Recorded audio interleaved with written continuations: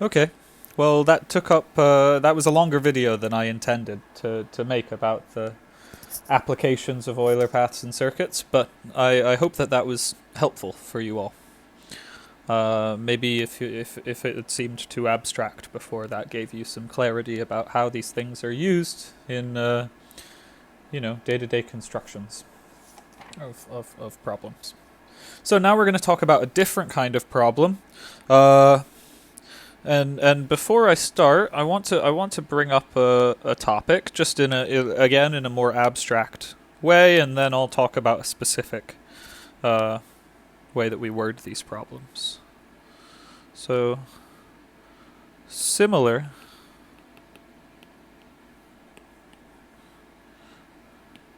but not identical to Euler paths circuits are what we call Hamilton paths and circuits. And so I want to compare the two. We have Euler and we have Hamilton, and there's really just one big difference which does completely change the problem. Euler, we want to make a path slash circuit using every edge exactly once. And over here on the Hamilton side, we want to make a path or circuit using every vertex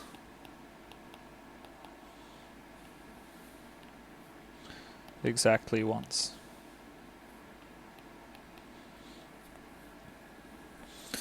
So a couple of things to note is that Euler paths, so if we use every edge,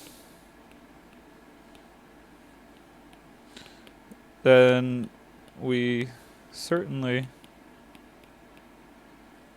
use every vertex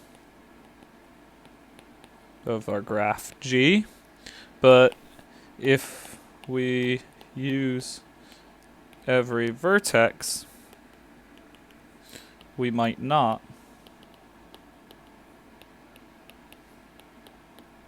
use every edge. So some examples of this. Why don't I do, what's one that will have both kinds? Sure. The square. Nah.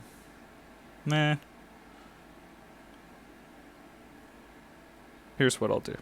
I'll do K5. Do you remember K5? This was our one that looked like a star with a circle around it.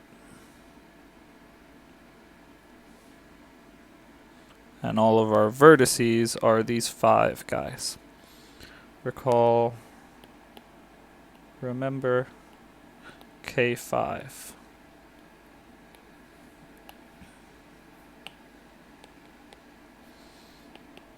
The complete graph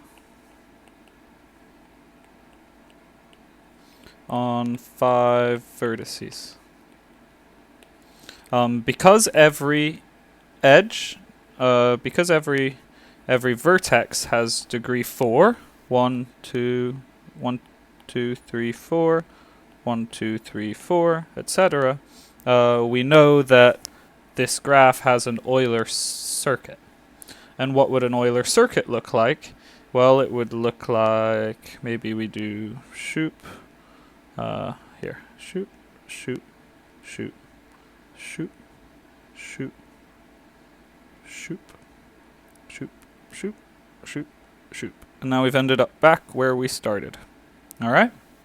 So that's what an Euler circuit would look like. But what would a Hamilton circuit look like? I'll draw it in blue. So a Hamilton circuit might just be something like that. We use all of the vertices exactly once. And so this is a Hamilton circuit.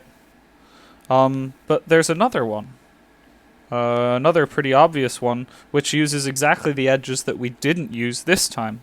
Watch, just by nature of how we make the star, we can go down, up, down, over, and back. And this is also a Hamilton circuit. So I'll just note both the blue and green circuits are Hamilton circuits. Okay, so this is the introduction you need, but the traveling salesman problem is not usually phrased in terms of graph theory. It's phrased in terms of all sorts of other applications that you might want to use, and go figure, we use a little kitschy one that's not, doesn't really have any importance to anybody. But we pose the problem in a cute way, but this is the traveling salesman problem is everywhere, from looking at pollination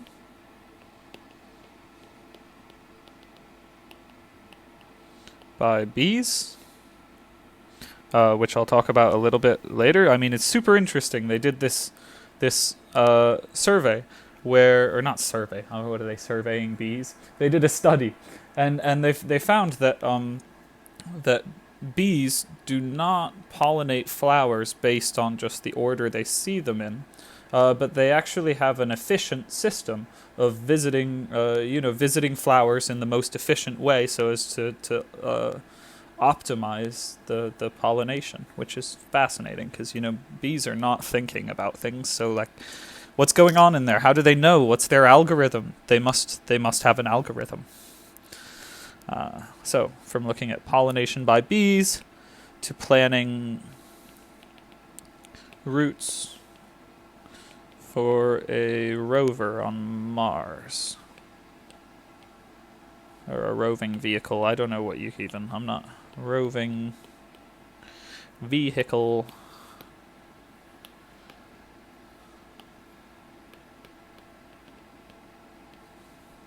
On Mars.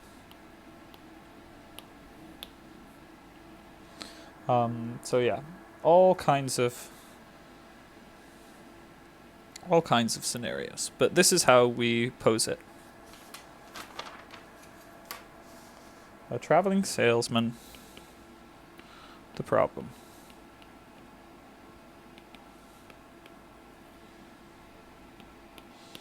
A traveling salesman is planning a business trip.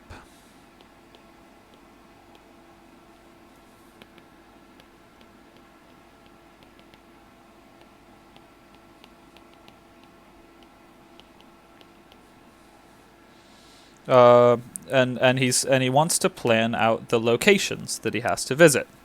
So I'll do a modern version where we use airplanes. Okay? The problem. A modern version. A traveling salesman is planning a business trip to 5 cities. Say A, B, C, D, and E. He is looking to find the cheapest way to fly from his home city A to each of the others and return home at the end. So really this is the whole problem. The problem is that you have a traveler, in this case a salesman, but your traveler could be any number of things, a bee or something else. And he's got a list of places that he wants to visit. And the salesman in this case is trying to find the most efficient way to visit each of those places and maybe return home at the end and maybe not return home at the end. This is the difference between a Hamilton path and a Hamilton circuit. So, yeah, in this case, in our case, he's trying to find the cheapest way. But in other cases, he could be trying to find the most efficient way, anything. Yes. So, because comparing prices online is hard,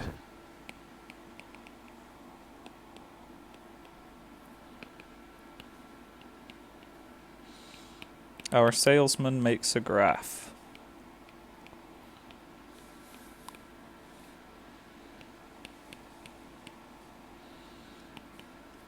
To visualize the problem. Okay? And so, what's his graph going to look like?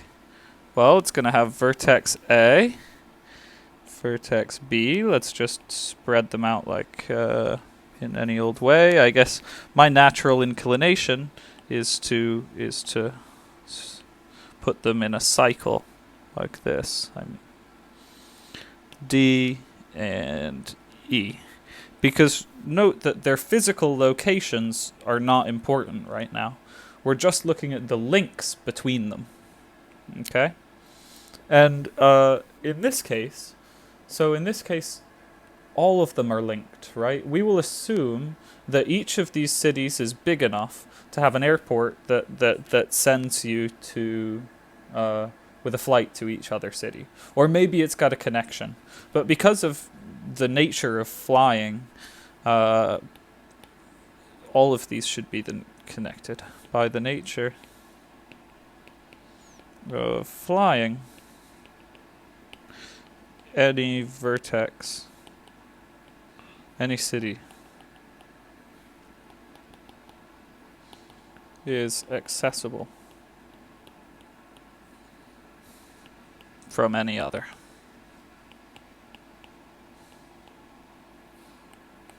So what kind of graph are we going to get? Hint, hint. I was just talking about complete graphs.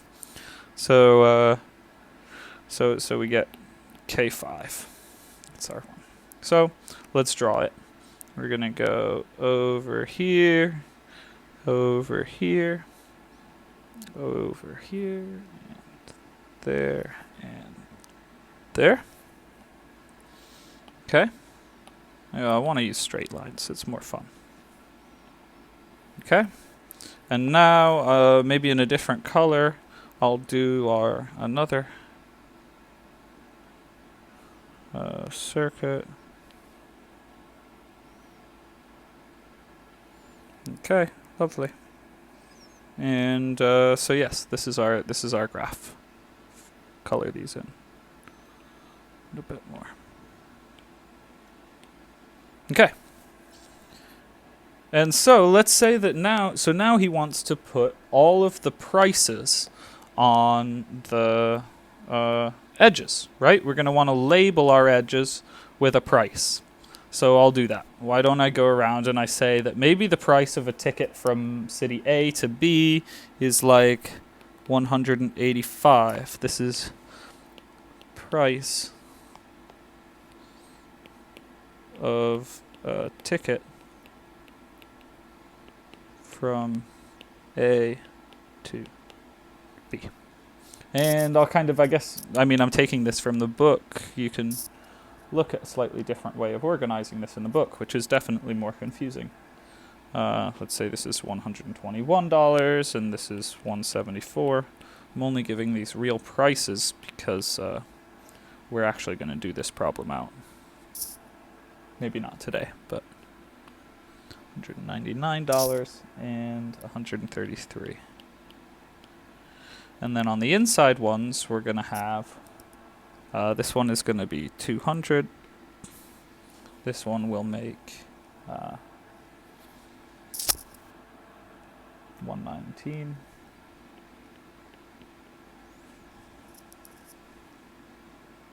That one, and this one will make $150.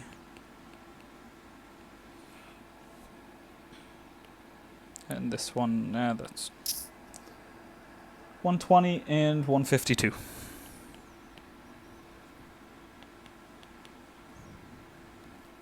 Okay. So these are the prices, and you can think about these as being like written on top. Maybe I should have done that, like actually written them on top of the edges, so that everybody knows where we're at. Okay. Good. So now he can compare all of the different ways. And look, we can already find a couple of Hamilton circuits. So this is a possible option. Right? He doesn't have to go from A, B, C, D to E necessarily. He could go A to C, C to E, E to B, etc., and sum up those ones. So the total cost would be the sum of all of these inside green ones. But he could also go around the outside and sum up the total costs on these edges. Or he could do a mixture of the two, right? There's no reason why he couldn't do a mixture and maybe look for the 5 cheapest edges first. Say, so that's one of the cheapest, that's one of the cheapest, that's one of the cheapest, and that's one of the cheapest, and that one. So does that work? Could we do this edge, this edge? Oh, no, sorry, I mislabeled. Could we do this edge, this edge, this edge, this edge, and this edge? Yeah, look at that. So that will be our optimal solution because we found the... Hold on. He wants to start at A. So we could go 133. We can do 120. Then we can do 121. Then we can do 150. We can't do 119. But that's a pretty good one. That might be the optimal solution. Of course, one way of finding out what the optimal solution is to just try all of them. Of course. So an optimal solution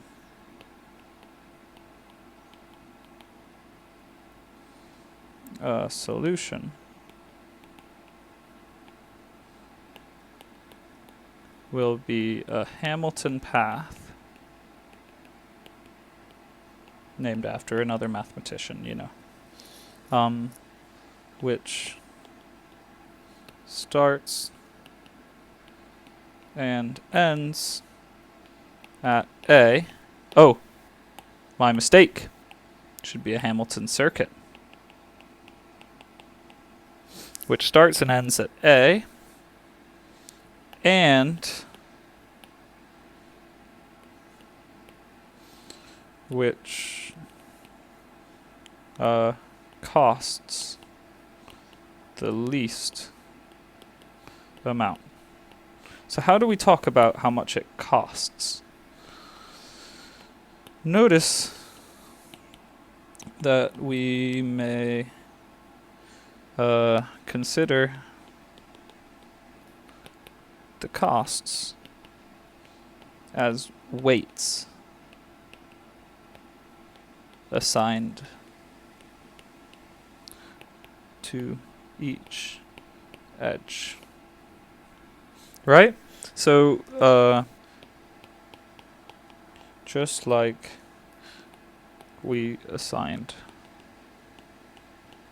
weights to players,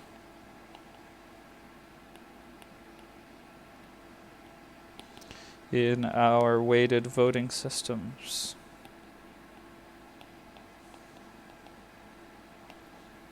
Yes.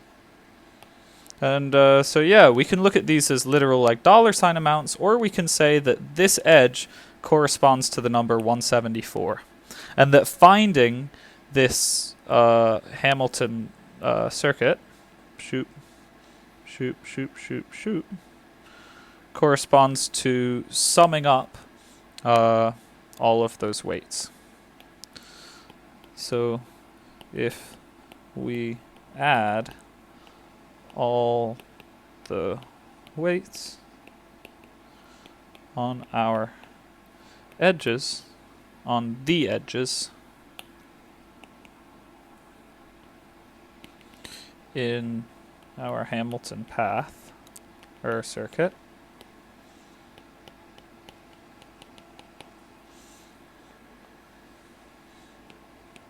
we find the total cost of the trip. So yes, those are the basics of this. I think you should look at page. Oh, I can just do it for you. Here, we'll go to. I'm not worried about this.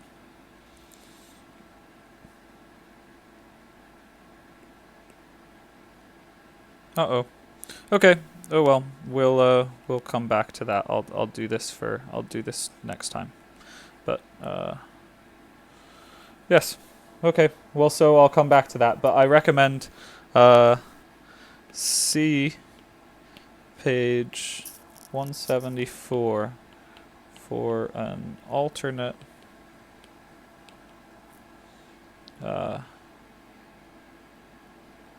version of a graph representing the salesman possible routes.